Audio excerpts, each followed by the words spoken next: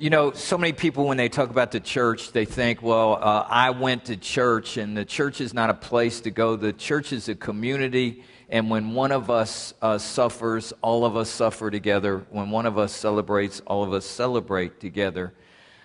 Thursday afternoon, I was coming back from out of town with the pastoral team. We had been working on planning the fall and into next year. And we get this text that Brandon, who has been a very active young man in the life of this church, 22 years old, but he's done so much. He's taught the second grade class for the last 7 years. That's a third of his life. Was murdered by his stepdad, I've known since his stepdad, Jeff, 51. I've known him since he was like early 30s. I've skied with Jeff. My son has skied with Jeff. We've stayed in motel rooms together on ski trips. Jeff served as an usher here last weekend, was murdered by his stepfather, and it was like surreal. And we got back here after 5, and people started coming into the church as the news got out, and we were praying with people. We were calling friends. Pastor Sue called his dad. His dad had just found out 5 minutes before on the news. So we met as a pastoral team on Friday morning, and we just said, you know, you've got to throw everything out we've planned for worship, and we have to, you know, come together as a community. We have been, I've spent hours with the press from in town and out of town for the last 3 days. The press has been here last night and all through this morning. And the question that I'm sure you ask yourself, as well as some of the people you know ask you, and the press has asked me multiple times, how does a loving God, right, you know the question, allow something like this to happen to such a promising young man who served here in multiple ways? He's part of the creative team that creates all of these kind of designs on virtually, here's their challenge: go find free stuff. And they find stuff in barns, metal, they rework metal, wood, and everything else. Do you know how much money's invested in this set? The candles, that's the only thing that has been paid for. So this creative team, the Welcome Center he helped was on the team, where we said, there's a closet, turning it into a Welcome Center. And they go find old furniture and the things that you see in these places. They're given very little money to do it. How can a promising young person like this, how can God allow? And here's the biggest question that I've been asked, and I ask myself: how can somebody who participates in the life of the church?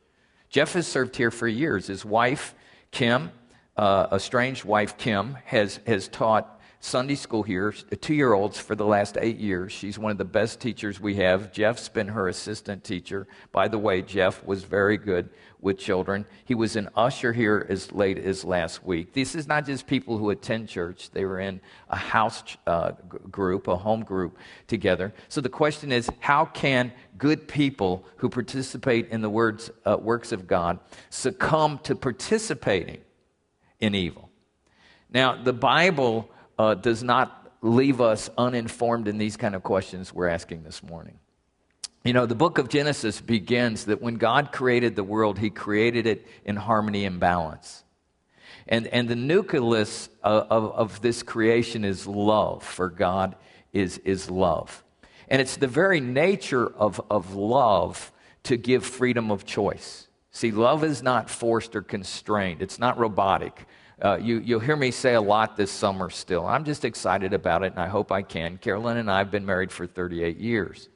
And the reason that I stay in this marriage is not because she has me chained to a pole at home.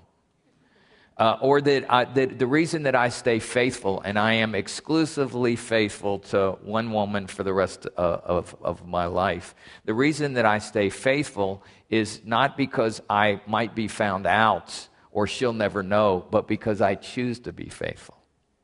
You see, and that's if it's forced or if it's controlled, it's not love. So God has created the world with balance and harmony, and the center of everything about this is this love, which which by its very nature demands freedom of choice. But you see, since you have freedom of choice, you can choose to step outside the boundaries of this order of God and try to determine your own reality and make up your own rules. But every time humanity steps out of the boundaries of God's harmony and wholeness, it results in insanity.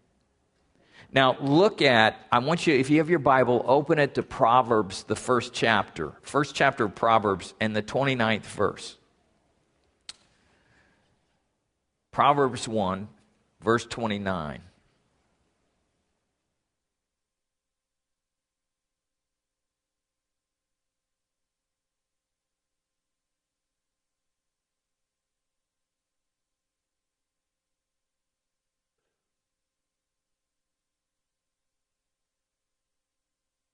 Since they hated knowledge and did not choose to fear the Lord. Do you see their freedom of choice? See, love can't operate with control. In other words, if I go home to Carolyn and say, I'm going to leave you, Carolyn could hold a gun to my head and say, if you do, here's what will happen. But that's not, it's no longer love. It's mandated. So the whole nature of who God is, God can't be otherwise. God says, since they did not choose to fear me, since they would not accept my advice and spurned my rebuke. Again, there's no control there. God directs, God warns, God tells. They will eat the fruit of their ways, and they will be filled with the fruit of their schemes. For the waywardness of the simple will kill them, and the complacency of fools will destroy them. Now, what we need to see here is every time I choose to step outside the boundaries of God's harmony of balance, that not only will it hurt me, it can kill you. Like, brother, I could come down there right now. God won't stop me. And I could hit you upside the head, or I could stab you with a knife. God won't stop me. Because of free will that we have, we step outside the boundaries of God's harmonious balance, outside the boundaries of love. You could come up here and do anything to me, but you see, right now we're choosing to fear the Lord. Fear does not mean be afraid of. Fear means to respect the boundaries that God has put in place in His creative order. Then what we're doing is creating or living in that harmony. But when we step out of that, it's destructive. But listen to what it says, verse 33, whoever listens to me will live in safety and be at ease without fear of harm. Now, what has happened, because from the beginning of time, all of us as human beings have thought we know better than God. And we can create our own reality. We can make up our own rules. And what it's done, let's put it in computer language, we have downloaded a virus. Or we have corrupted the creation files. So as it says in Romans, the 8th chapter, the whole world is groaning and travailing together in pain. Have any of you ever downloaded a virus into your computer? Do you see? And just because you turn your computer off and turn it back on again, it doesn't rid itself of that virus. And as a matter of fact, the Greek there in Romans says is that the whole creative order now is subject to decay. So what we're really saying when we ask this question, why God, is why God don't you rescue us from our own insanity? The insanity that we've created, that we've downloaded into your perfect system. You see, well, any of us who have ever been in recovery community understand what that word rescue is.